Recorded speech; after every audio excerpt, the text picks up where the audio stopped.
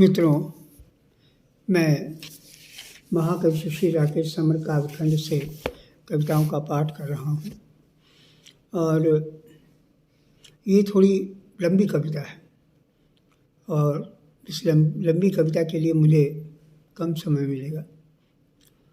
इस महाकाव्य का संपादन डॉक्टर पवित्र कुमार शर्मा ने किया है और रवीना प्रकाशन दिल्ली ने प्रकाशित किया है। देखिए, कविता का शीर्षक है इतिहास की सांस। सड़कों पर फेंक दी गई है आम आदमी की जिंदगी, जिससे देश में आत्महत्या के बजाय न जाने कब से फैलते इतिहास की सांस का संकट हर एक के चेहरे पर छा गया है।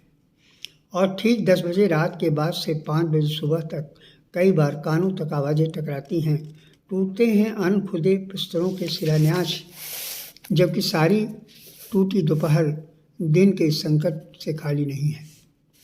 लेकिन रात बस पूछिए नहीं, लूट का हाशिया अपनी खुली नींद पर है, बार बार दोहराता है अपनी अंधेरी रोशनी और नई सवारी चौराहे पर अपना चौकन्नापन भूल कर बत्तीसी बाहर किए, चूँकि भगवाना चमार के लिए मिट्टी का तेल इंदिरा गांधी है चिपका है।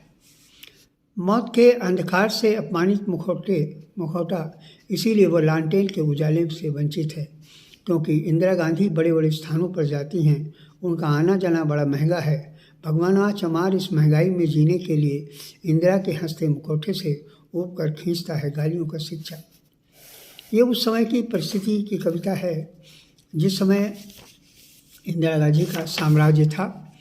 1975 में मैंने ये कविता लिखी थी और उससे आम आदमी बहुत त्रस्त था।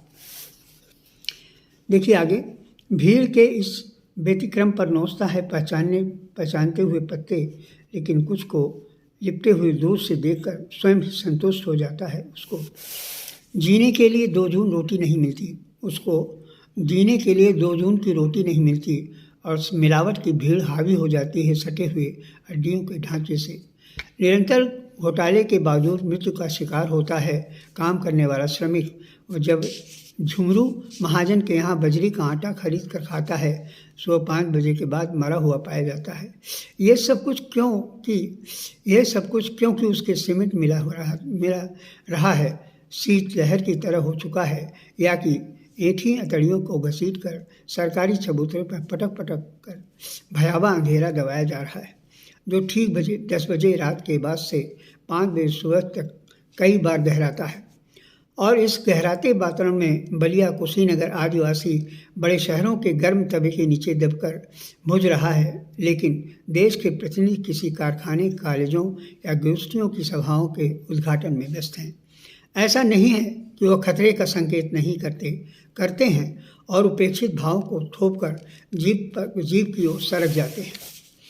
जबकि एक बदसूरत अन्याय बकने के बाद खत्म हो जाता है, उदासीन जिंदगी में एक युवक बेकार सड़कों के हाहाकार को हर बार निगल लेता है। सारे महापुरुषों की जन्मभूमि शताब्दी पार कर चुकी है, उसके सांकेतिक धुंध जंगलों में परिवर्तित होकर मरे कौमों के फैले डैनों की तरह सुन्न है। आगे देखिए, हजारों सुजीत राय लंबी बेकारी से ऊब कर ब्लेड से गला और अपनी कलाइयों की नसों को काटकर आत्महत्या करने की यह कोशिश अनिवार्य रूप से बदबू करने लगी है, जिनका दांव जुआ है और कुछ नहीं।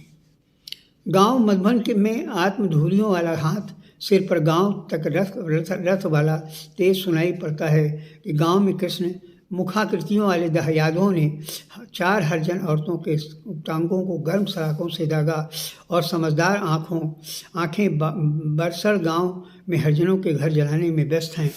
भीड़ के रिश्तेदार वोट हड़पू विधायक बुद्ध महावीर गांधी की बातों को दोहराते हुए अपनी बातों के भावों को बलात्कार करते हैं, या कि वह अपनी सारी दोहराई बातों के भावों को नहीं पचा पाते। यह निश्चित है कि समाजवाद के बाद अराजकतावाद रीत नीति के साथ देश की नई करवट में सच्चा लगाव रखते हुए ठीक रास्ता अपनाएगा।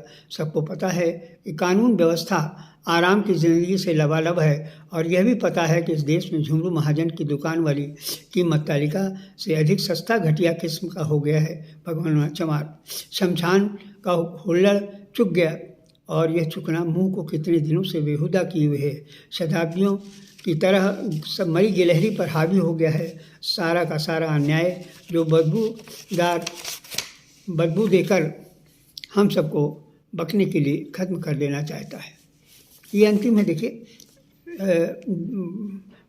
शमशान का हुल्लड़ चुक गया है और यह चुकना मनुष्य को कितने दिनों से बेहुदा किए हुए है। शताब्दियों की तरह मरी गिलहरी पर हावी हो गया सारा का सारा अन्याय, जो बदबूदार होकर हम सबको बकने के लिए ख़त्म कर देना चाहता है। हम सबको बकने के बाद ख़त्म कर देना चाहता है।